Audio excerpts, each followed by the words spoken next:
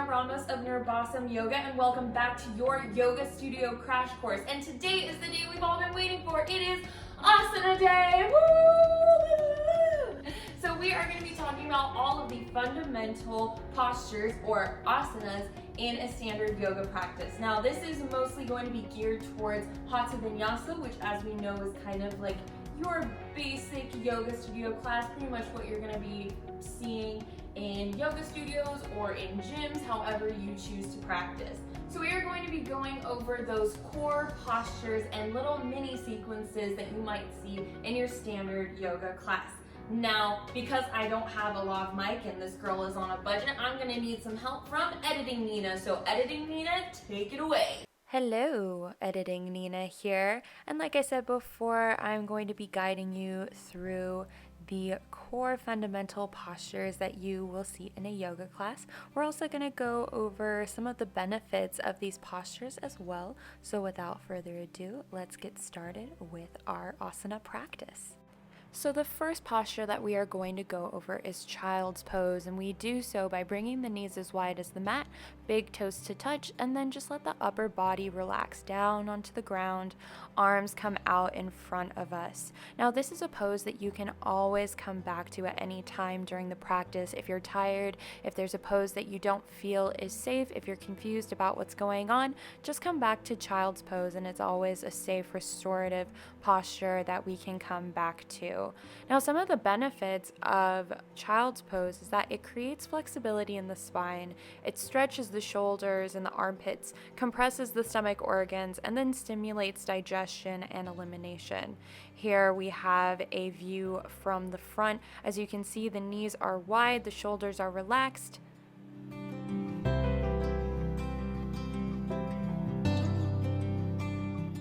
And as well from the back. The knees are wide, big toes to touch, and then the hips are as close to the heels as we can get. As you can see right here, my hips don't actually meet my heels, and that's absolutely fine. It just takes time, and one day the hips will meet the heels.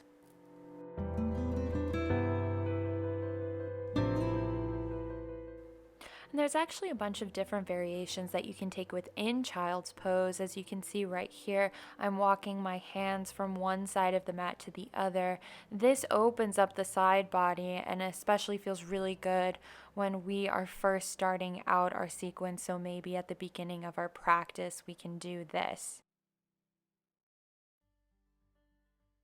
Another variation that we can take is spidering the hands, so we come up on the tips of the fingers, pressing the shoulders down into the mat while lifting the elbows off.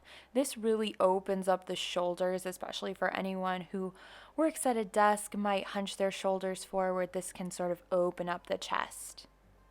You can also make a little shark fin or bring your hands into prayer, but I like to call it shark. You can probably guess why.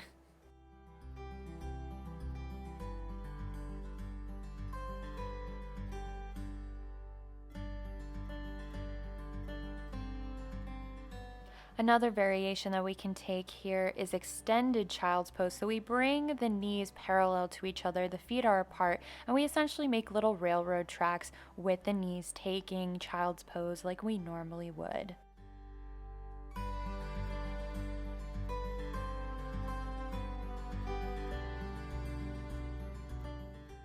Another variation is that you can bring the arms behind you.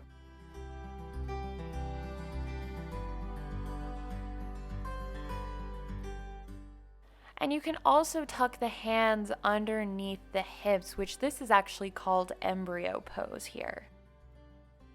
And then to get out of this posture, you just tuck the tailbone, stack vertebrae on top of vertebrae until you are all the way up, lastly stacking the head on top of the neck.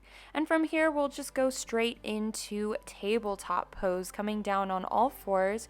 Our wrists are going to be underneath our shoulders and the knees underneath the hips, as flat back as we can make it, making sure that there are no creases in the neck. So our spine is making a straight line going all the way from the tip of the tailbone through the crown of the head. We're not looking up, we're not looking down, but we are looking right at the top of our yoga mat, and that'll put you in the proper eye line. From here, we're going to go straight into cow pose. We do so by dropping the belly, slightly bending the elbows, and gazing up, creating a nice little arch in the spine. Benefits of cow is that it gently massages the abdominals and creates flexibility in the spine and also strengthens the wrists. And from here, we will flow into our cat pose by rounding the spine and bringing the chin to the chest, pressing out of the shoulder blades. Some of the benefits of cat is that it also stretches out the spine and engages the core, and it also massages the back torso. And so now we're actually going to put it all together, creating the first mini sequence in this practice, connecting cat-cow. So we will inhale into cow and then exhale into cat. And you'd actually be surprised how amazing this actually is for your core. It looks really easy, but if you are engaging your core, it actually strengthens the core so much. This is a mini sequence that a lot of yoga teachers use at the beginning of their sequences just to sort of warm up the spine, getting ourselves ready. And there are many different variations that we can take. And I like to give my students freedom to find movement and stretches wherever they are. Maybe swaying the hips from side to side, rolling the neck around, coming forward on the wrists. And another one that I really like to do is we inhale into cow, exhale cat, and then at the end of the exhale, we push the hips to the heels and coming to extended child's pose. Then on the next inhale, we come up through to cow, keeping the hands where they are. And that way, we can find a little bit more movement in the body, warming ourselves up. And it really gives the student a chance to explore their body. So I highly recommend that you try this at home.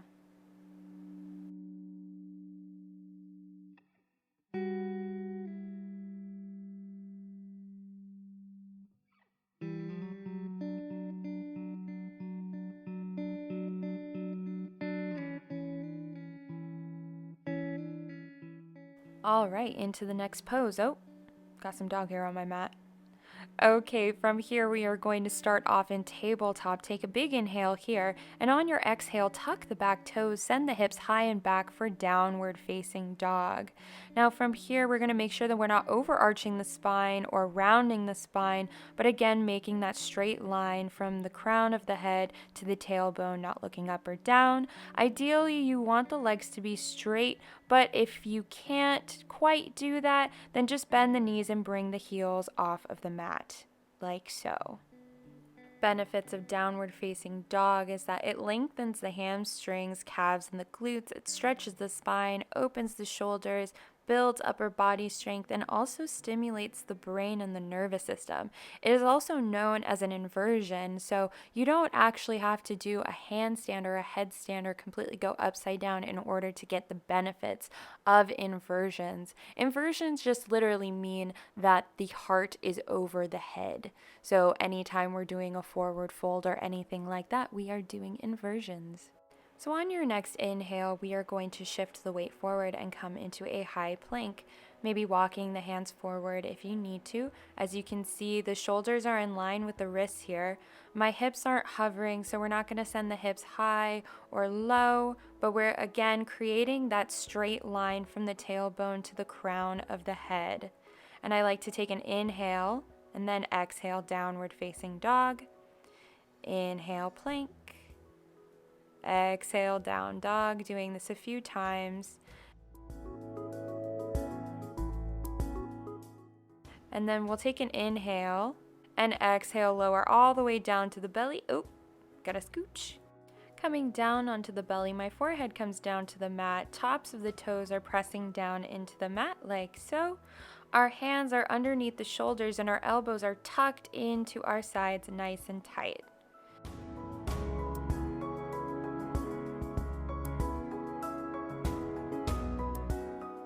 And on your next inhale, we're going to lift up the head and the chest for baby cobra, not looking up or down, no creases in the neck. Again, making our head and neck an extension of the spine here, so we're not looking up or down.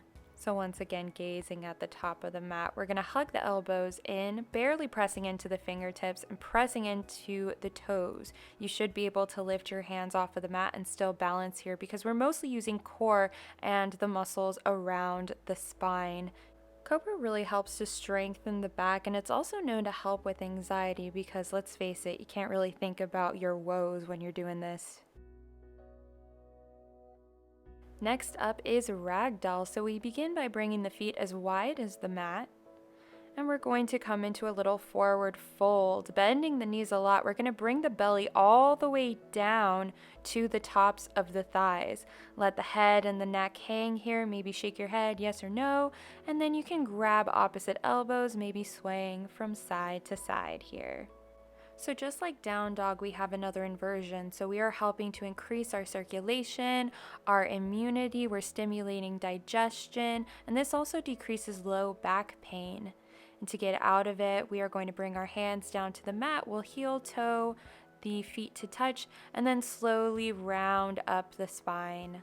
I said slowly. God, she never listens. Now here's the favorite of many. This is Shavasana, and it looks like this.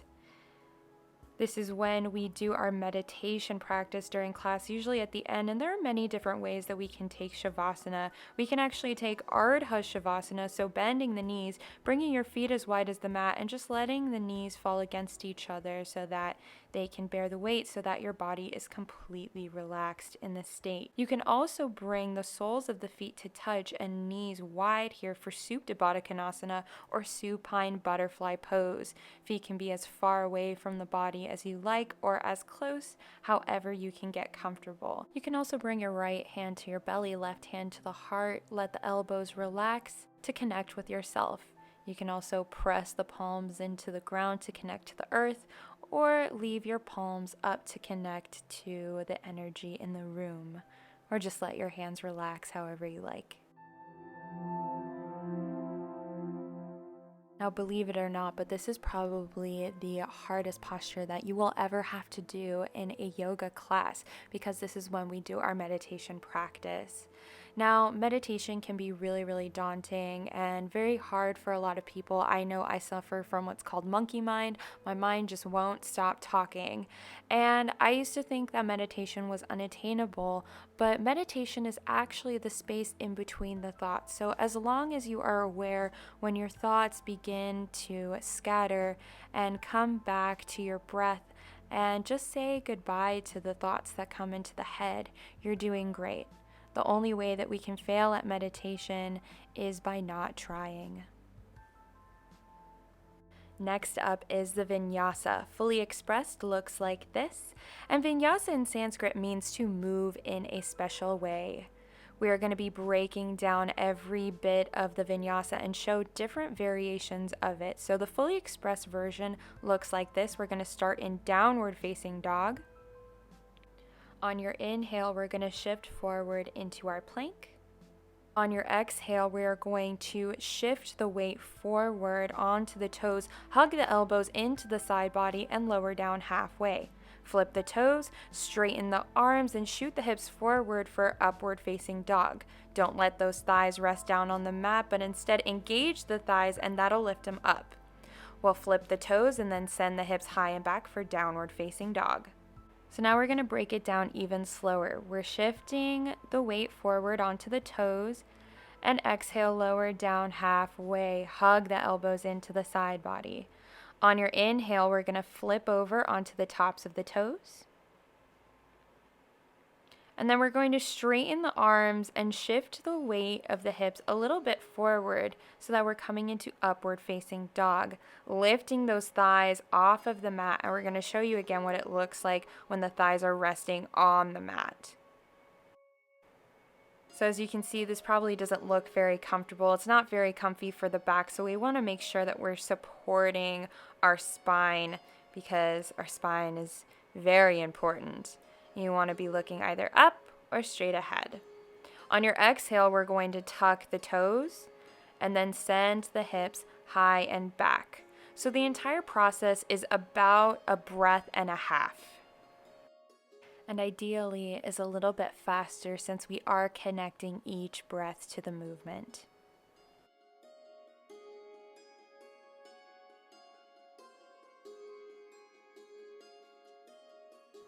And just for your own reference, this is what the chaturanga looks from the front. So again, we don't want the elbows to come out, but we want to really tuck those elbows into the side body so that when we are lowering down, my elbows are in contact with my ribs. And once again in slow-mo. Next, we're going to take it in real time, connecting the breath to the movement. So I exhale, chaturanga, inhale, upward facing dog, and exhale, downward facing dog. All right, then shake out your wrists because you've been in downward facing dog for far too long. So now we're going to break down an easier version of the vinyasa. So we're going to come into what's called a half plank. So instead of the knees up, the knees are going to come down, tops of the toes on the mat. And then take a chaturanga, but this time lower all the way down to the belly. On your inhale, we're going to come into baby cobra. And then we'll exhale into downward facing dog, coming through tabletop just to give your back a little bit of an easier time. Going through it again in slow motion. Coming into that half plank.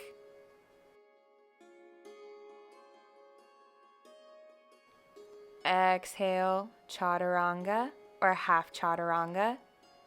Coming down onto the belly, inhale, baby cobra. And exhale, shift through to tabletop and come into downward facing dog.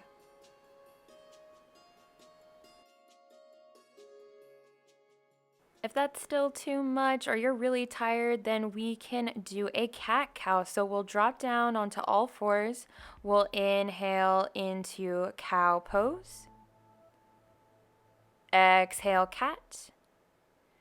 Inhale, neutral spine, and exhale, downward facing dog. So that is a little bit longer of a vinyasa.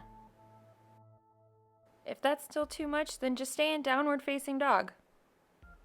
Just chill out here. Maybe walk out your dog if you want.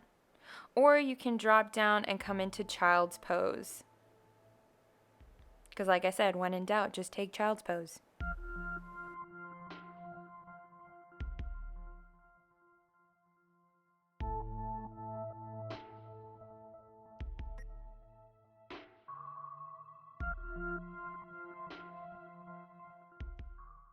And then when you're done, just come back into downward facing dog to meet up with the rest of the class.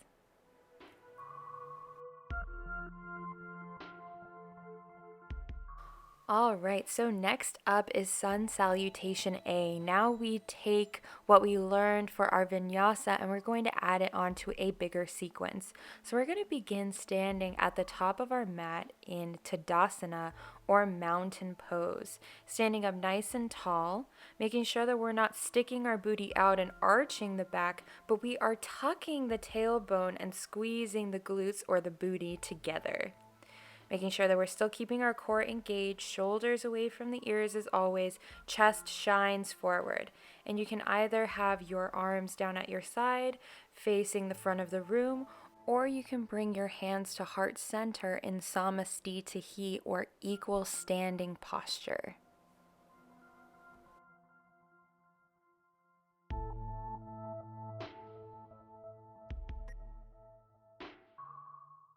On your next inhale, we are going to sweep the arms out and up overhead, palms either facing each other.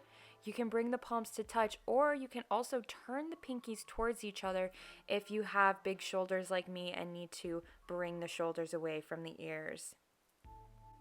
Another thing that you can do here is you can, again, squeeze the glutes together and gently begin to press the pelvis slightly forward and arch the back. So we're making sure that we are keeping everything supported here. So it's merely finding a little balance. So we're not overarching our lower back, but we're finding some mobility in the upper back and using our hips and our core to counterbalance here. Inhaling, coming back up, and exhale, swan dive, and come all the way down to a forward fold. And in our forward fold, you really want to make sure that you're keeping the weight on the balls of the feet. So you should be able to lift up the heels and still balance here. So from our forward fold, still keeping the weight in the balls of the feet, we're going to sweep the hands up the leg to our halfway lift. So you can bring your hands to the thighs, tuck the elbows into the side body. You can also have the hands at the shins or lower all the way down to the ground, but we want to make sure that we have a flat back here. So again, we exhale to our forward fold, then we inhale halfway lift, taking whatever level we feel comfortable with. And then on your next exhale, we are going to plant the palms onto the mat, step the feet back, and then take our vinyasa. Whatever variation you are choosing for today, whatever is calling to you. From here, we are going to inhale, gaze up at the top of the mat, and then exhale, step, hop, or float up to the top of the mat, coming into a forward fold. Inhale, halfway lift, and exhale, fold. Then on your next inhale, we're going to slowly stack the spine vertebrae on top of vertebrae, come back into your Tadasana, and then we exhale, bring the hands to heart center. Now we're going to take this a little bit faster, connecting the breath to the movement with a variation of Sun A that I like to take in my classes actually. So we start off normally just in Tadasana like we always do. We're going to inhale, bring the arms out and up, add a back bend. Exhale, cactus or goalpost the arms. Inhale, come back to Tadasana. Exhale, swan dive all the way down, forward fold. Inhale, halfway lift. Exhale, plant the palms, step it back, and take your vinyasa. Whatever vinyasa is calling to you. On your next inhale, gaze up at the top of the mat. Exhale, step, hop, or float all the way up to the top. Inhale, halfway lift. Exhale, forward fold. Inhale, sweep all the way up, come back into Tadasana. Hands at heart center.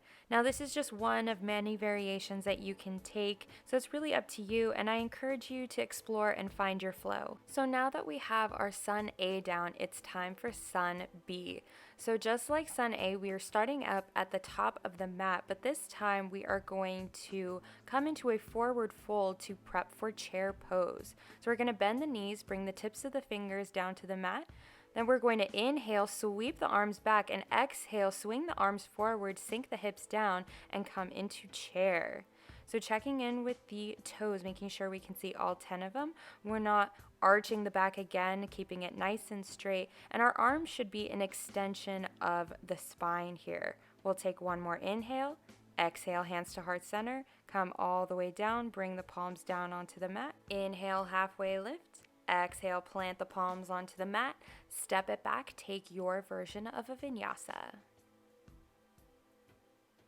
And we'll meet back in downward facing dog. So from here, we're going to inhale, peel the right leg off of the mat, making sure that the hips aren't turning out, but we are turning our right toes in towards the left leg. That means that your leg isn't very high, then so be it. Just hang out right here. So from here, we'll exhale, bring the knee into the chest, and then plant the foot in between the hands. And if you can't reach the foot all the way to the hands, just use your hand to guide the foot up towards the top. So we're going to take it again, showing that alignment here. So again, we're turning that foot in towards the center of the body, making sure that our hips are facing down towards the mat, coming down into our lunge. From here, we're going to spin our back foot so that the knife edge of the foot is facing towards the back of the mat.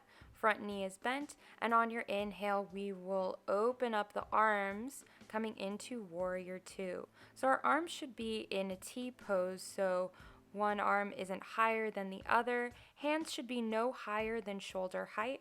Our body is facing towards the side, and our gaze is over the front fingertips, making sure that the shoulders are away from the ears. We're not reaching forward or reaching back, but keeping our spine nice and straight and peeling open that front knee so that you can see your big toe. And trust me, I know that there is a lot to consider when we are doing our Warrior Two, and that's totally fine. We're not looking for perfect, we are looking for sensation. So as long as you are feeling strong and grounded and secure and confident in your warrior, then you are doing it exactly right. And one day your outer warrior will be as strong as your inner one. Just don't forget to breathe. The next thing we're going to talk about is specifically your knee in a lunging posture like this. We want to make sure that the knee isn't over the toes here, but it's either over the ankle or in an obtuse angle like so. Ideally, we want that right angle or the knee right over the ankle, or maybe a little bit higher than that, less bent than that, and that's totally fine. But what we're really trying to avoid here is stacking the knees over the toes, because that can cut off circulation and it's just not very supportive for the joints in the knees. And you can try this on your own time and kind of feel the difference. But if you find yourself constantly doing that, just sort of scoot the foot a little bit further forward so that the knee can go over the ankles. So coming back into our warrior two now, we're going to take a big inhale for travel. From here, we'll exhale, reach the right arm forward and bring the right elbow on top of the right thigh. Peel open the left arm for extended side angle. Now we're not facing the shoulder down towards the mat, but we're finding a nice twist, maybe gazing up towards the sky here, making sure that we're not sinking into our shoulder, but we're using our core, staying connected here, barely pressing into the thigh. You can also bring the right hand down and use the elbow to peel open that front knee. You can also reach the left arm towards the front of the room, or you can bind it behind the back. But again, a really good starter variation is to bring that right elbow onto the top of the thigh, left arm is up. On your next inhale, we're going to bring the left hand to the back of the left thigh. Right arm comes up for reverse warrior, making sure that we're keeping that front knee nice and bent. So we're using our abdominals to make that transition. Another variation is to bind the hand behind the back and reach towards the back of the room. Again, core still engaged. Then we'll exhale, rainbow the arms down, step the front foot back into down dog, and then take your vinyasa. When you're done, we'll meet in downward facing dog and then take it on the other side. This time we're going to connect the breath to the movement, making it a little bit faster. So inhale, left leg comes up now. Exhale, bring the knee to the chest and come into your low lunge. Spin the back foot, bend the front knee, and inhale, come up for your warrior two. Exhale, reach the arm forward, come into extended side angle. And inhale, reverse warrior. Exhale, rainbow the arms down, step the front foot back, and take your vinyasa. Alright, so now we've completed a full sun B, and now you can take it again, connecting the breath to the movement, starting from chair and then going over to the right and to the left. So for our last posture today, we are going to be taking a beginner's variation of warrior one.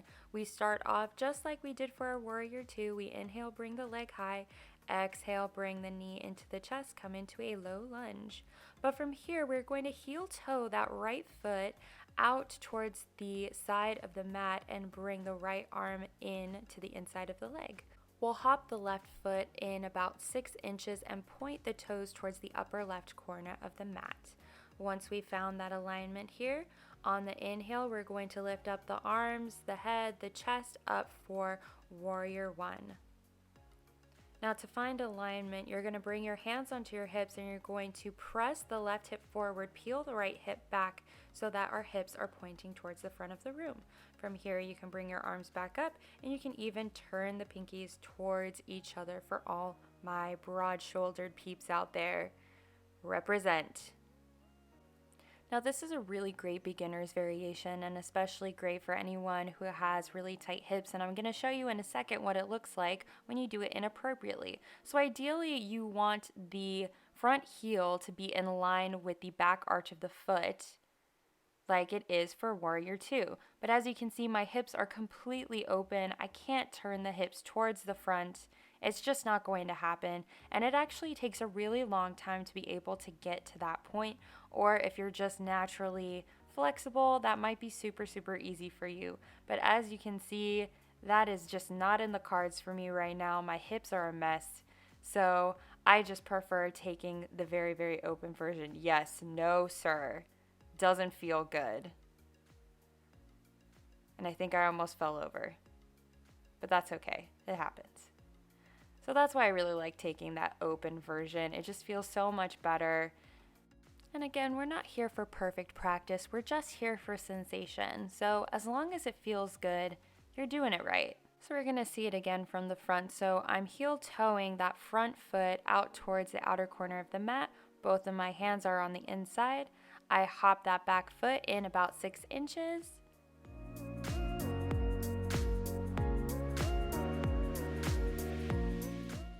Once I found that alignment, I come up on the inhale. Again, bringing my hands down to my hips to square them off so that my hip points are pointing forward. Bring the hands back up and take your warrior one. Again, you can turn the pinkies towards each other and send the shoulders down, whatever feels good. So I realized that I forgot to film an outro yesterday. So I'm doing it now, yes, with the same shirt on because this is my favorite shirt and it's the most comfortable one that I own. So whatever. I just really want to thank you guys for watching this video. So hopefully now you have a little bit more confidence going into a yoga studio, going into a yoga class, and feel that you kind of know what you're doing. Of course, there are definitely postures that I missed. We couldn't go over every single asana, and that's totally fine. Anything that is a little bit harder or more confusing, the teacher will definitely either demo or give you verbal cues for it. And when in doubt, go in child's pose. If there's anything that you can take away from these videos, when in doubt, take child's pose. All right, so that is it for today. I'm Nina Ramos. This is Nirbasam Yoga, and I hope that you have a Nirbasam day.